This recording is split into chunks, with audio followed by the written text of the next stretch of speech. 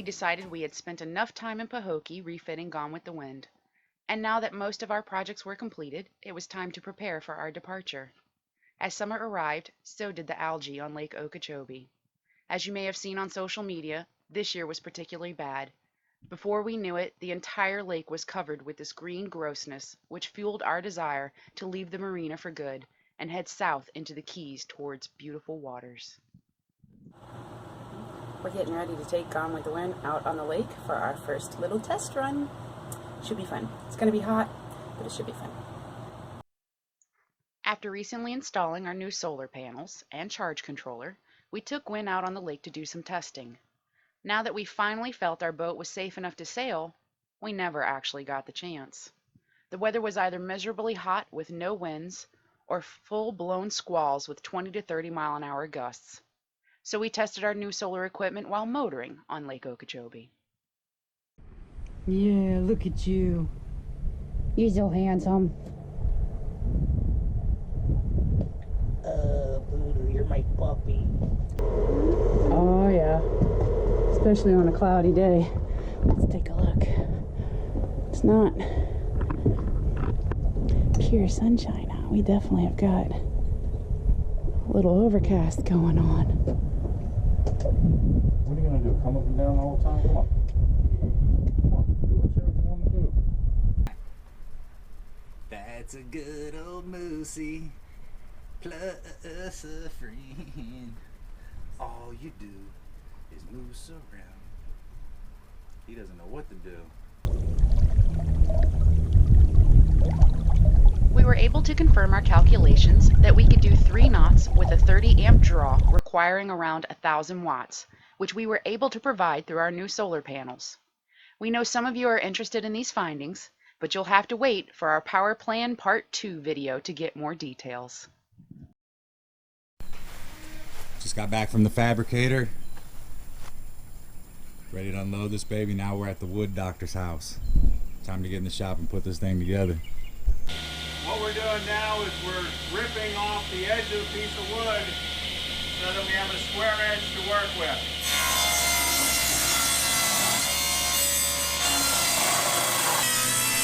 This wood is probably the toughest wood that I've ever cut. The only time I've ever had a 3-horsepower saw bogged down making a rip. This is Steve. He helped Shawn build our custom swim platform. Steve previously built his own platform for his 1972 Gulfstar 36 Bonaventure.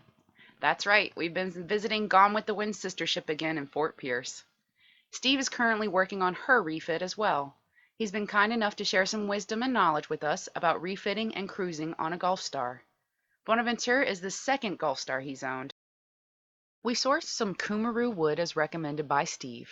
In case you haven't heard of Cumaru, it's also known as Brazilian teak. Although it's not in the teak family, it carries the same properties that make teak desirable. Cumaru is a hardwood with consistent coloring, rot resistance, and an affordable price. Shawn and Steve cut the wood into 1.5-inch wide boards with 3/4-inch spacers, all 1 inch thick. The time-consuming part was aligning all of the pieces at an angle that covered the supporting brackets, and then gluing all of those pieces together. They used an angle finder to determine the common angle was 8 degrees. It took 5 people working together to glue the platform together quickly.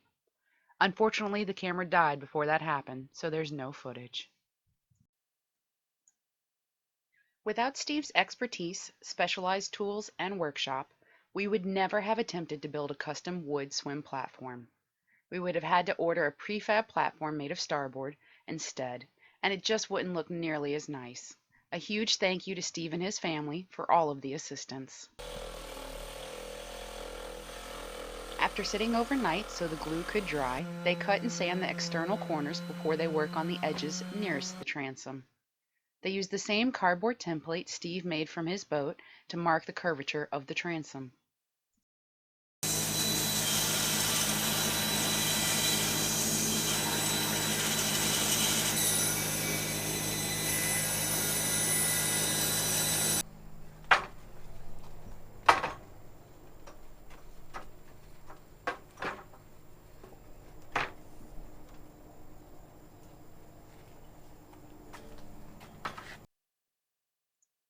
Shawn, Steve, and Steve worked together again to glue and secure the final edges with screws and fill in visible gaps with sawdust, while clamping everything together to dry for the last time. Shawn left the platform at Steve's shop until we were ready for the installation, which wouldn't be taking place until after we arrived in the Keys. As the algae began to change colors and the odor intensified, we were more ready than ever for a destination with fresh air and clear waters. We added extra pressure to prevent procrastination by inviting family to vacation with us in the Florida Keys. I think he's watching Boo. There, baby! Oh! We knew it was time to leave as even the birds began to chase us away from the marina. No excuses would stop us from leaving, and any unfinished projects could safely wait until we arrived in the Keys. That's the one. Woo! He came for me again.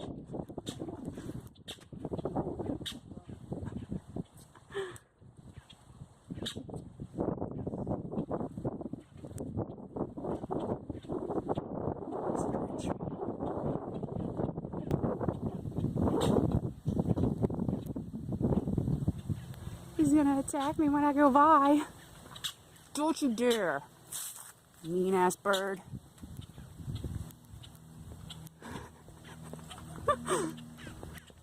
Is he coming? Yeah. Cut. Oh God!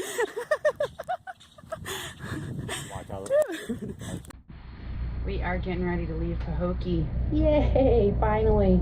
Last touches. We're sweating our butts off because it's hot as all hell, but that's not stopping us from leaving this place. We're just grabbing the last of the lines and the ropes and the hoses. We're ready to go.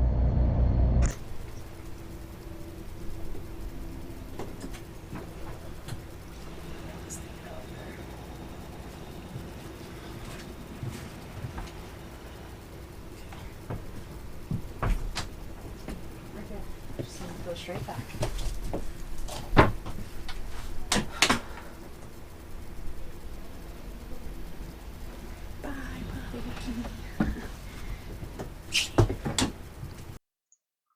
Our goal was to leave Sunday, July 1st. We had to back that up by just one day in order for Shawn to finish the swim platform before we left. So on Monday, July 2nd, we finally left the Pahokee Marina for our destination of Marathon, Florida. We spent 10 months at the Pahokee Marina refitting Gwen, which was twice the amount of time we anticipated, but still acceptable to us given the constant crazy weather conditions surrounding Lake Okeechobee. Hey, bye. Good luck.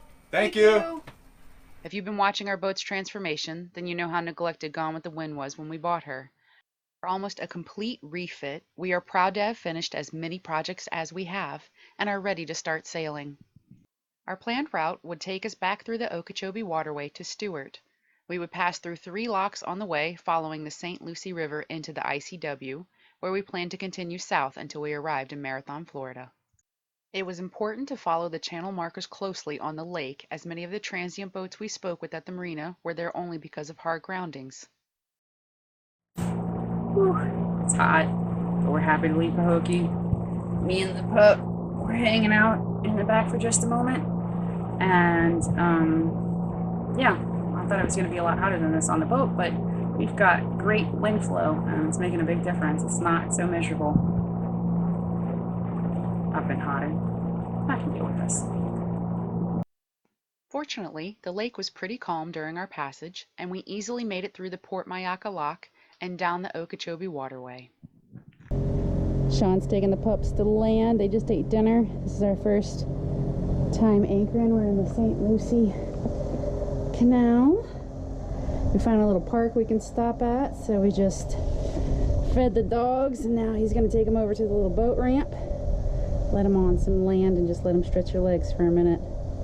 Then we're going to go along on our way till we make it to the next lock, and that'll be our anchorage for the night. It's our first morning on our way to Marathon. We stopped here, I think you can probably see behind me, in the middle of nowhere. We're at the St. Lucie Lock, tied up to a dolphin. We're about to go to the lock. It's about to open in just a moment. Shawn's running to take care of the pups. We found a park nearby once again to let them out. And we're going to continue on to our second day of traveling. And hopefully we won't travel as long today as we did yesterday. Yesterday was a nice 12-hour day of boating, which wasn't horrible, but it got kind of late because we started kind of late. So it's now super early and we're getting ahead of the game today. Little did we know that the rest of our journey down into the Keys would be nothing like that calm first day. There you are. Manatees in the lock.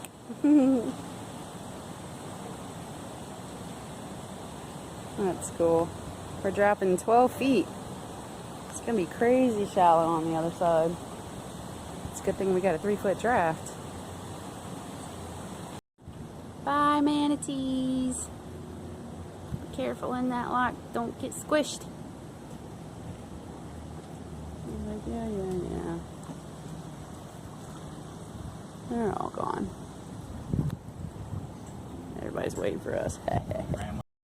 Gone with the Wind had come full circle as we passed her previous anchorage on the St. Lucie River. The derelict boat that gave Gwen a beating was still there, along with several of the other sunken boats. Now it was time to see what she and we were made of as we crept into the busy waters of Stuart, Florida. Thanks for watching Big Easy Sailing.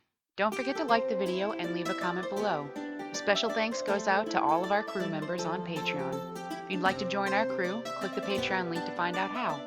You can always keep current with our adventures by following us on Facebook and Instagram. Make sure you look out for our next video as we continue our journey to the Florida Keys. Thanks, y'all.